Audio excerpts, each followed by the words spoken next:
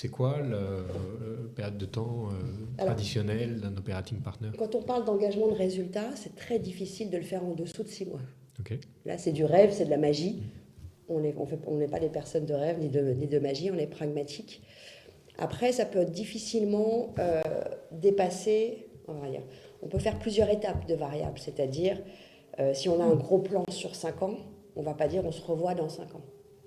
Parce que même pour nous, ce n'est pas tout à fait crédible dans notre posture.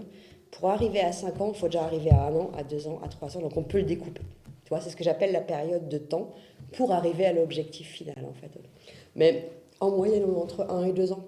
1 et 2 ans, d'accord. En moyenne. Selon le Et sujet, encore une fois.